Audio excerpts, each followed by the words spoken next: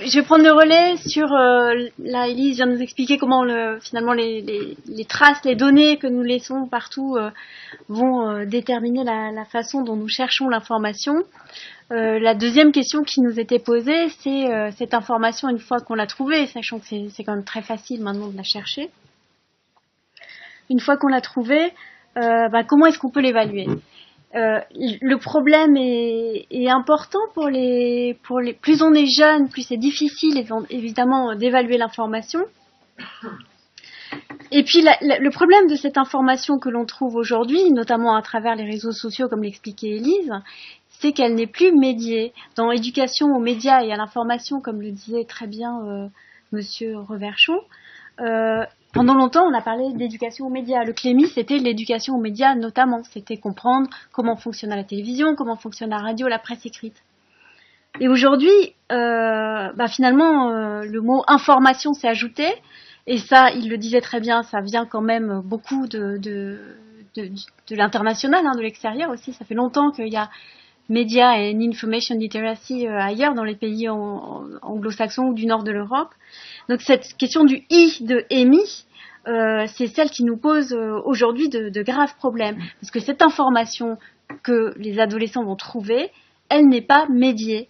Elle n'a pas été traitée par des médias, par des journalistes dont c'est le métier de la traiter, de l'évaluer. C'est tout là l'enjeu c'est un enjeu important de l'EMI, cette fin de la médiation. Comment on fait maintenant pour sélectionner l'information, pour l'évaluer ? Sachant que plus on est jeune, moins on a d'expertise. Pour nous, c'est facile. Pour moi, c'est facile de déterminer qui raconte des bêtises sur le numérique. Mais par contre, c'est plus difficile de savoir qui raconte des bêtises sur les robots, pour moi, par exemple.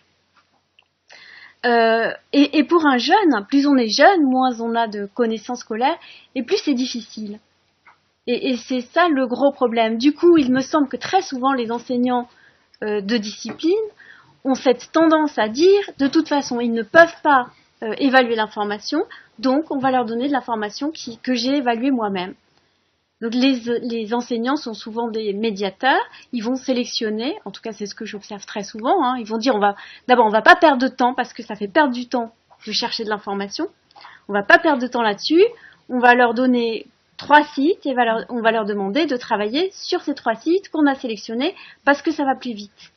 Du coup, là, quand on fait ça, on a zappé toute la phase qui est essentielle et qui fait que un élève, un adolescent est autonome ou pas. S'il a pris l'habitude de ne travailler que sur des informations sélectionnées, pré-digérées, il n'apprendra jamais à évaluer l'information. Donc, c'est là tout l'enjeu, un enjeu important de l'EMI. Donc, pour poser un petit peu le paysage, on est dans un monde dans lequel l'information est pléthorique et très variée du point de vue de la qualité, du point de vue des modes de production. Donc, je viens de le dire, pendant longtemps, on s'informait à travers les médias essentiellement. Aujourd'hui, on s'informe de moins en moins à travers les médias, malheureusement sans doute, mais de moins en moins, et de plus en plus en cherchant sur Google. Non, pas encore. Problème donc pour évaluer la qualité de ce qui n'a pas été médié. On est dans un monde aussi dans lequel les formes d'autorité sont diversifiées. Pendant longtemps, l'autorité de l'enseignant, l'autorité du journaliste, l'autorité du scientifique ou de l'intellectuel n'était pas remise en question. Aujourd'hui, l'autorité de l'ami dans un réseau de jeunes prime souvent sur l'autorité de l'enseignant, par exemple. Ça pose des problèmes. On a également un brouillage des formes éditoriales du document. On a des documents, y compris, on peut faire même sans de grandes connaissances en graphisme, on peut faire des documents qui se présentent très bien. D'ailleurs, quand on évalue des sites, souvent, aujourd'hui, le critère essentiel qui est utilisé par tout le monde, c'est l'ergonomie, est-ce que c'est joli, est-ce que ça a l'air sérieux. Et c'est évidemment très facile de trouver un site qui est très sérieux, notamment c'était en sciences de l'éducation, il y avait des sites très sérieux sur la pédagogie, qui était jaune sur fond noir, illisible, épouvantable à lire, et donc ça, on n'y arrive pas. À côté de ça, on a des sites qui se présentent comme Le Monde, qui sont très propres, et qui sont en réalité des sites extrémistes et qui diffusent une information extrêmement biaisée. Et ça, ce brouillage des formes éditoriales pose problème. Et puis on est dans une diversité, comme Élise vient de le dire, diversité des outils et individualisation de ces outils. Chacun utilise ses propres outils et nos outils sont tous différents. Tu n'utilises pas Facebook, j'utilise Facebook, mais je n'utilise pas Snapchat et ni Tinder non plus. Et ça pose problème. Alors, évaluer l'information, ça devient très compliqué parce que ça dépend de différents contextes. Le contexte socio-technique d'abord, les élèves, et nous avons également des pratiques diverses, des pratiques informelles qui sont, comme on vient de le dire, centrées sur l'individu. Du coup, on ne peut pas imaginer travailler sur l'évaluation de l'information sans partir de ces pratiques informelles. On le dit tous, et Monsieur Roverchon le rappelait, et c'est important pour lui et pour moi c'est essentiel aussi. Dans les travaux de recherche que l'on fait, on s'aperçoit que très souvent pour les enseignants c'est difficile de penser à ces pratiques informelles des élèves. Ils préfèrent les balayer, faire comme si ça n'existait pas, soit comme si ça relevait uniquement de la sphère privée. Et pourtant, gommer ces pratiques-là, ne pas les intégrer au moins dans sa réflexion pédagogique, c'est vraiment passer à côté de choses essentielles. Du coup, prendre en compte ce contexte socio-technique me paraît vraiment incontournable. Deuxième type de contexte, c'est le contexte cognitif. Le contexte cognitif, c'est celui de la complexité du monde dans lequel nous vivons, avec cette information pléthorique, mais également un contexte de crise de la confiance. On l'a vu très bien avec les attentats et avec toutes les théories du complot, enfin le discours sur les théories du complot qui a explosé. On s'est aperçu que finalement les jeunes à qui on reprochait d'être crédules, etc., à un moment commencent au contraire à dire on ne croit en rien de ce que vous nous racontez. On ne fait plus confiance en rien. Alors qu'on leur disait, attention, il faut faire preuve d'esprit critique. Et là, on est quand même face à un problème. Quand ils font preuve de ce qui semble un esprit hyper critique, on est dans la même impasse que quand ils étaient dans une confiance absolue, ou s'ils étaient dans une confiance absolue. À partir d'un esprit hyper critique, c'est-à-dire d'une remise en question de tout ce qui peut être dit dans les médias, dans le discours de l'enseignant, on ne peut plus rien construire. Et cette théorie du complot, elle nous interroge vraiment sur la façon de réfléchir à la confiance, à la méfiance, à la critique. Parce que la confiance, c'est quand même quelque chose d'important. Donc, essayer de donner des repères à des jeunes sur comment construire sa confiance, c'est aussi une piste importante. Troisième type de contexte, le contexte éditorial. On est dans un renversement, il y a une expression juridique qui parle de renversement du régime de la preuve, et on est un peu dans un renversement du régime de la valeur de l'information. Maintenant, ça n'est pas un journaliste qui me donne la valeur de l'information, c'est moi qui suis obligée de construire cette valeur toute seule. Et ça, c'est compliqué, ça me donne une responsabilité importante. C'est moi, en tant que lecteur, qui suis obligée de me créer des critères, alors qu'autrefois, je savais que si j'achetais un livre dans la collection Point de chez Seuil, l'éditeur avait fait son travail et je savais que j'étais face à un discours qui était scientifique. Donc, ce travail éditorial de l'éditeur de la presse, mais également de l'éditeur scientifique ou de l'éditeur d'ouvrage, il existe de moins en moins sur les réseaux sociaux. Et enfin, tenir compte du contexte culturel, c'est un contexte dans lequel les cultures mobilisées, que nous mobilisons chacun, sont extrêmement multiples et hybrides. Ça, c'est Olivier Donat, enfin tous les travaux sur les pratiques culturelles qui montrent que on n'est plus comme comme on n'est plus tout à fait chez Bourdieu du départ, c'est-à-dire que on peut avoir des gens de classe sociale très élevée qui écoutent du rap, et on peut avoir des jeunes qui écoutent du rap et qui aiment également la musique classique. Donc on est dans des pratiques hybrides et donc dans des fréquentations de cultures diverses.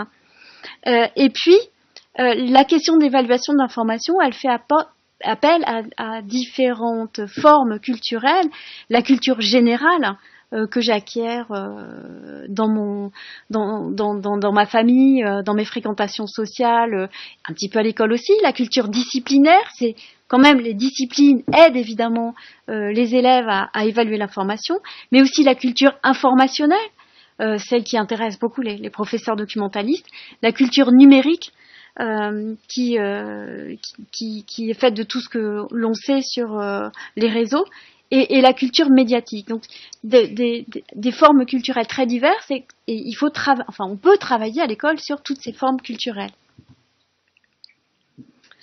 Donc finalement, pour résumer, le contexte de l'évaluation de l'information, c'est celui de la surabondance, il y en a beaucoup, et puis de la bulle de filtre dont parlait Élise, et dont parle un scientifique américain militant qui parle de bulle de filtre.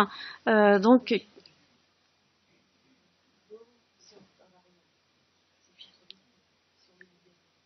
oui, c'est filtre de bulle, oui, mais c'est vrai qu'on traduit en français par bulle de filtre. C'est-à-dire l'idée qu'on est ce que disait Élise, on est dans des bulles, parce que l'information est filtrée. Mais c'est vrai, vous avez raison. Donc, ça c'est le contexte. On est chacun on reçoit de l'information qui est filtrée finalement par nos données.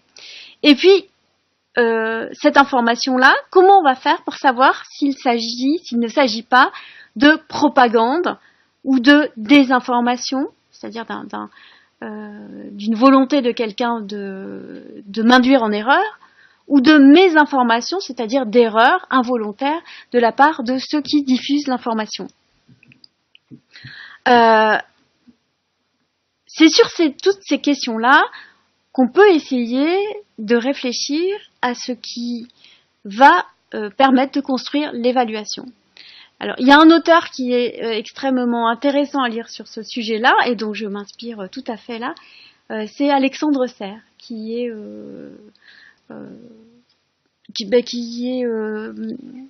maître de conférences en sciences de l'information, mais qui forme beaucoup les étudiants depuis des années, et qui est également très présent dans les réseaux d'enseignants. Alexandre Serres, S-E-2-R-E-S, il est à l'université de Rennes 2. Et il a écrit un ouvrage qui date de 2012, je crois, sur l'évaluation de l'information. Mais on le mettra dans le support. Donc Alexandre Serres nous dit finalement, parmi tous les critères d'évaluation que l'on peut retenir et sur lesquels on peut travailler, on peut s'arrêter à 4 critères, et vous verrez que on les appelle pas forcément comme ça, mais on peut reprendre ces 4 critères. Il nous dit c'est ceux de crédibilité, d'autorité, de qualité et de pertinence. Donc j'ai repris ces critères-là pour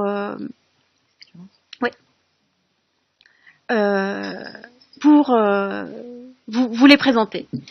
J'arrive pas à lire là. J'ai peur de... Donc le premier critère, c'est la crédibilité, que d'autres appellent aussi la fiabilité. Dans quelle mesure est-ce que je peux faire confiance à une information ? À chaque fois qu'on a un critère, il faut trouver des indices. Il faut essayer de travailler avec les élèves sur quels vont être les indices ou les indicateurs du fait qu'une information est crédible ou fiable. Elle est crédible parce que, par exemple, je connais son auteur et je sais que son auteur est un spécialiste de la question. Elle peut être crédible parce que je connais la source ou parce que le support, par exemple une revue, est fiable ou parce que le contenu me semble vrai. Le contenu, évidemment, c'est le critère le plus difficile à travailler avec des élèves. il faut les aider à essayer de trouver des indices pour vérifier ces critères. Donc ça va être l'exactitude du discours, la complétude, le fait qu'il est complet ou incomplet, la plausibilité, il a l'air vrai, sachant qu'évidemment ça peut avoir l'air, mais ça peut ne pas l'être du tout. La spécificité du discours par rapport, par exemple, à une science mobilisée, son objectivité, le registre de langue et la méthodologie utilisée par l'auteur. C'est des propositions d'indices qui permettent de vérifier une information. Deuxième critère, l'autorité. Est-ce qu'on peut identifier la source d'une information et donc, est-ce qu'on peut savoir qui est l'auteur? L'auteur au sens la personne, mais également l'autorité institutionnelle, par exemple, s'agissant d'un éditeur ou de la presse ou d'un discours institutionnel. Si c'est sur Eduscol, je peux supposer que c'est fiable. L'autorité, elle peut également venir du contenu. Donc ces critères, on va les trouver dans l'identification des auteurs, dans les informations qu'on va trouver sur sa réputation, est-ce qu'il est connu ou pas, son affiliation, à quels autres auteurs est-ce qu'il s'affilie lui-même. Troisième famille de critères, c'est la pertinence. Et je vous disais tout à l'heure que les critères les plus utilisés, même par les adultes, c'est la présentation. C'est à peu près le premier critère qui est cité. Et le deuxième, c'est la pertinence, c'est-à-dire est-ce que cette information répond à mon besoin d'information. Et là, une information peut répondre à mon besoin et être totalement fausse, non fiable. Et donc, il faut faire très attention à cette question de la pertinence. La pertinence, elle va être liée donc essentiellement à l'adéquation avec le besoin, mais aussi au niveau d'expertise. Une information peut être experte, c'est celle que je veux trouver avec Google Scholar sur un sujet scientifique, et pourtant cette information est inutilisable en 6e ou en 5e. C'est une erreur que font souvent nos stagiaires. Ils vont aller chercher des références même du monde en 6e. C'est presque inutilisable parce que le discours est trop expert. Donc une information pertinente, c'est aussi une information qui est adaptée à son public. Et inversement, aller chercher un article de sciences humaines quand on est dans un TPE avec une question extrêmement précise, c'est pas suffisant. Sciences humaines, il faut aller dans un discours plus expert. Également, le niveau de langue peut être un indice de cette pertinence. J'ai complètement zappé, excusez-moi, et j'ai mélangé dans la diapo le dernier critère qui est celui de l'ergonomie, de la présentation. Et cette ergonomie, elle va avoir des implications sur l'usabilité. Est-ce que l'information, c'est ce que je disais tout à l'heure, un site peut être très spécialiste, fait par un expert, avec une information très, très fiable, et pourtant, il n'est pas utilisable. Parce que je peux pas lire, parce que ça me fatigue les yeux tout de suite. Donc l'ergonomie, c'est quelque chose d'important, et ça va avoir des conséquences sur l'usabilité ou non de cette information. L'attractivité, est-ce que ça me donne envie ou pas, et pour des adolescents, c'est important. La façon dont c'est écrit, les médias qui sont utilisés, pour les jeunes, souvent, ça va être plus facile. Une information qui est illustrée avec des images, avec des vidéos, pas seulement pour les jeunes d'ailleurs, pour les adultes aussi. Dans les MOOC, on apprend mieux avec des petites vidéos qu'avec un discours totalement écrit. Et on apprend mieux de façon générale quand le support de l'information est divers, c'est-à-dire que des vidéos, on n'apprend pas bien non plus. Et puis les liens. L'hypertexte, les liens entre différents textes. D'ailleurs, les critères dans l'algorithme de Google, si vous avez un site web, c'est qu'il y a une variété des supports. Si vous mettez que du texte, même s'il est parce que l'algorithme du contenu va voir si c'est un contenu qui n'est pas copié ailleurs, par exemple, mais aussi si il faut alterner la vidéo, pour le référencement en tout cas, de votre site, la vidéo, de l'article, de l'image. Excuse-moi. Un dernier critère, c'est la fraîcheur, l'actualité de l'information. Là aussi très important, pour certains sujets, il faut absolument être dans une information très récente, et pour d'autres, ça n'a pas d'importance. Les jeunes ont tendance à privilégier l'information la plus récente, alors que ça n'a pas toujours de sens. Donc là aussi, c'est un critère qu'il faut valoriser. Alors, à partir de ces critères-là, j'ai très rapidement balayé, mais sur lesquels vous pourrez réfléchir un peu plus longuement, puis on vous donnera des pistes. Quelles activités pédagogiques proposer? De façon générale, il me semble que l'idée que vous pouvez faire passer, c'est que on va aller beaucoup plus loin quand on est en projet que quand on est dans une activité expositive, par exemple. Et ça, je le dis aussi aux plus jeunes, hein, les stagiaires, par exemple, ils ont tendance à avoir besoin de maîtriser un cours, de parler longtemps, d'exposer les dangers de Facebook, sans se rendre compte que ce discours-là, il est presque inutile. Parfois, on va les visiter et on se dit, bon, il a beaucoup travaillé, il a minuté à la minute près son discours, et pourtant, ça sert à rien, ce discours-là. La semaine d'après, la classe, elle aura rien retenu. Parce que c'est quand même dans l'activité, dans la mise en projet, que ces adolescents-là vont être les plus sensibilisés aux questions d'évaluation. Alors, une façon d'entrer dans l'activité qui est pas très rigolote, mais qui est possible, c'est déjà un peu mieux, plutôt que de donner une grille d'évaluation. D'ailleurs, j'en avais sur mon ordinateur à vous montrer. Ça peut vous être utile à vous, en tant que formateur, d'avoir ces grilles d'évaluation avec ces critères, ces indices, comment on peut les utiliser. Peut-être plus intéressant serait de faire construire par les élèves une grille d'évaluation. Les faire réfléchir aux critères et à la façon dont on peut vérifier ces critères sur un site web, par exemple. Alors, les indices, c'est par exemple, regarder l'adresse, regarder l'URL. Mais ça, c'est pas facile. C'est pas très facile. Et c'est pas parce que l'URL est un .org que c'est fiable. Il y a des .org qui sont pas fiables du tout. Donc, finalement, il faut pas espérer donner des recettes définitives et des vérités absolues dans ces questions de fiabilité de l'information, d'évaluation de l'information. Deuxième piste, me semble-t-il importante, et on l'a déjà dit tout à l'heure, c'est partir des pratiques sociales non formelles, des représentations, évidemment, en commençant par questionner les élèves sur ce qu'ils font. Ils ne diront pas toujours ce qu'ils font, mais le simple fait de les questionner peut les aider. Et éventuellement, en construisant avec eux une carte heuristique sur des questions.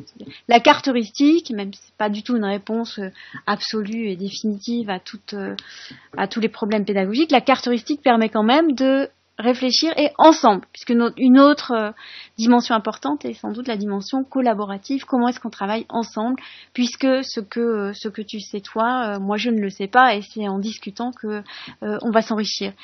Donc voilà, la carte heuristique, en tout cas avec les étudiants et également avec les adolescents, ça peut être quelque chose un support très utile. Une piste qui m'intéresse personnellement beaucoup, c'est le travail sur la complexité. Parce que une difficulté, me semble-t-il, est celle de ce qui est vrai, une information vraie, une information fausse. On m'avait demandé qu'est-ce qui est info, qu'est-ce qui est intox. Alors parfois c'est facile de dire ça c'est de l'intox. Le site du DAHUS c'est n'importe quoi, le DAHUS ça n'existe pas, ça c'est facile, très facile. Par contre, il y a beaucoup de questions sur lesquelles il n'y a pas de vrai et de faux. Il y a des questions. Et donc c'est complexe. Et le réel est forcément complexe. Et ça, c'est peut-être difficile à travailler avec des adolescents. Et je pense qu'il y a beaucoup d'enseignants, par exemple scientifiques, qui ont un peu de mal avec ça. Dire finalement, on a encore beaucoup de questions. Je dis ça parce qu'au CAPES, on avait je suis au jury du CAPES, on avait un dossier qui était sur cette question-là d'évaluation de l'information. Et mes collègues autour de moi avaient tendance à dire, il faut leur apprendre ce qui est vrai, ce qui est faux. Et moi, j'ai tendance à dire, il faut aussi leur apprendre que c'est toujours complexe. Et ça, c'est pas simple. Et une façon qui me semble extrêmement intéressante de travailler là-dessus, c'est les cartographies de controverses. Alors, c'est un peu barbare peut-être. C'est quelque chose qui avait été inauguré par Bruno Latour à Sciences Po. Donc, évidemment, pour un public d'élite avec des moyens très importants, moi, je pratique avec les étudiants à l'ESP, et que des enseignants de plus en plus pratiquent, j'ai vérifié, pratiquent, qu'on peut même pratiquer à l'école élémentaire. Ça consiste à se demander, à partir d'un sujet qui est plutôt une question, ce qu'on appelle des questions socialement vives ou des questions scientifiquement vives ou des questions de controverse, des questions autour desquelles on n'a pas de réponse définitive, qui sont discutées dans les médias, à essayer de faire chercher les élèves tous les discours qui peuvent être, toutes les questions d'abord qu'on peut poser sur ce thème, et tous les discours que l'on peut trouver, et essayer de les cartographier. On peut les aider en leur disant, il faut essayer de chercher des discours médiatiques variés, des discours scientifiques variés, des discours qu'on va trouver sur les réseaux sociaux variés. Et en leur proposant de ne pas trouver trop de choses, sans se perdre trop. Mais par exemple, 3 articles de journaux, 3 discours scientifiques, 3 comptes Twitter qui parlent de cette question-là. Et en montrant que sur cette question, on va avoir des discours très variés.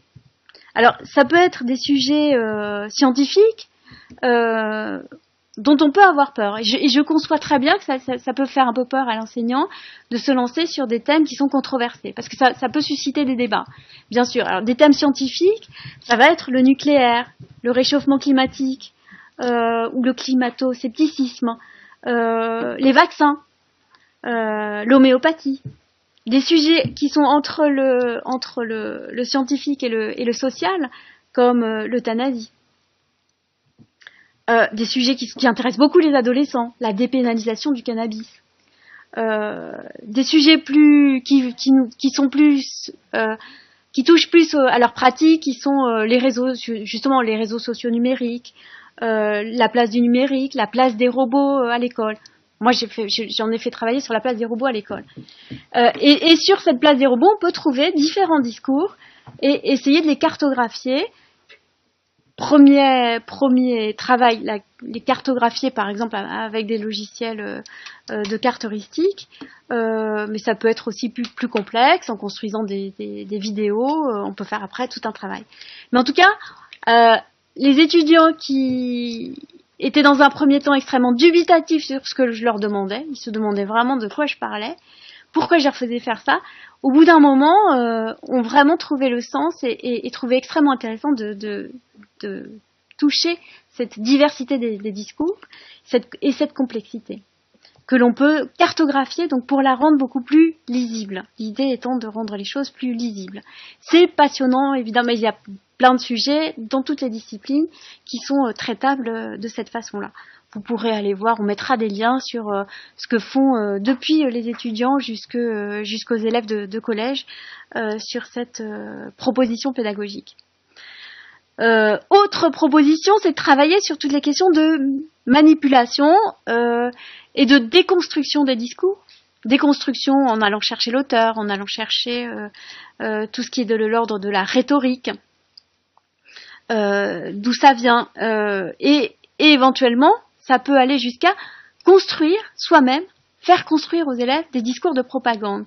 Ou vous avez un collègue du CLEMI, Bruno Villemain, qui propose de faire construire des complots aux élèves. Faire construire des complots, faire construire des rumeurs. Et le faire, par exemple, à partir de données. Puisque une question aussi qui prend vraiment de l'ampleur, c'est cette place des données dans la vie aujourd'hui et cette difficulté à passer de la donnée à l'information. Parce que la donnée en soi, ça ne m'apprend rien. Pour que la donnée m'apprenne quelque chose sur le réel, je dois la transformer en information. Et Bruno travaille sur cette question de comment on peut, avec des données, fabriquer de la fausse information. Selon l'angle sous lequel on va utiliser ces données-là, on va pouvoir fabriquer du complot. Alors c'est extrêmement intéressant, beaucoup plus intéressant que de dire « ouais, le complot c'est n'importe quoi, c'est débile, regardez le complot là-dessus comme c'est idiot », de leur montrer comment on construit un complot. Une fois qu'ils ont construit eux-mêmes le complot, ils vont pouvoir déconstruire ceux des autres. Donc, on comprend bien mieux en construisant. Dernière piste que je souhaitais vous proposer, c'est là encore être dans une démarche constructive en travaillant par exemple à la rédaction d'un article dans Wikipédia. Et là, je ne dis pas des choses complètement absurdes. Et même chose, ça peut être intéressant depuis les plus petits avec, comment ça s'appelle, Wikidia avec les tout petits, et Wikipédia avec les plus grands. En leur montrant comment fonctionne Wikipédia, ils comprennent pourquoi Wikipédia est extrêmement intéressant, est une source fiable d'informations, mais que l'on peut utiliser en sachant comment elle est construite. On le comprend pas mieux qu'en soi-même construisant de l'information sur des sujets qui n'ont pas encore fait l'objet d'un article, par exemple. Ou simplement, dans Wikipédia, il suffit d'aller regarder l'historique de Wikipédia pour bien comprendre comment l'information s'est construite au fur et à mesure, construite et déconstruite. Donc, et dernière piste, peut-être, construire de l'information avec les données ouvertes. Là aussi, ça fait l'objet d'un projet cette année avec le Clémy. Avec ces données donc qui me servent à rien parce que c'est des chiffres, c'est des quantités et je n'en connais pas le contexte, des données ouvertes qu'on trouve sur les portails gouvernementaux ou de collectivités territoriales, apprendre aux élèves à construire de l'information avec ces données en passant éventuellement par de la visualisation, mais ça, à mon avis ça suffit pas la visualisation, passant aussi par de la réflexion. À quoi ces données me servent, qu'est-ce que je peux en faire et en quoi savoir les utiliser me donne des outils de maîtrise de mon propre destin, donc de mon autonomie. Tout ça visant à reconstruire cette confiance qui est quand même largement perdue par les adolescents. Les jeunes aujourd'hui, ils partent de l'idée que quand même tout est source de méfiance, que ça soit la presse, que ça soit les hommes politiques et que ça soit leurs enseignants ou leurs parents. On dit tous des bêtises a priori, donc leur donner un moyen de reconstruire cette confiance en partant néanmoins d'un esprit critique, voire en construisant ce que les anglo-saxons appellent la littératie critique, c'est-à-dire apprendre aux élèves à être critiques mais constructifs. Tout ça ne pouvant partir que de l'éveil à la curiosité et à la prise de conscience de ce à quoi nous faisons attention. Pourquoi est-ce que nous faisons attention ? Dans une démarche qui me semble toujours plus intéressante quand elle est collaborative et en acceptant, comme on l'a dit tout à l'heure, l'incertitude et le doute. Voilà, c'était l'essentiel de ce que je voulais vous dire. Alors, on vous proposera d'autres pistes bibliographiques, médiagraphiques. Alexandre Serres, ça me semble être vraiment l'auteur en France intéressant. Et puis d'autres auteurs, par exemple sur le complotisme, Thomas Huchon, sur les rumeurs, Huyghe, et de nombreuses autres pistes. Par exemple, on vous donnera des grilles d'évaluation de l'information qui peuvent vous servir.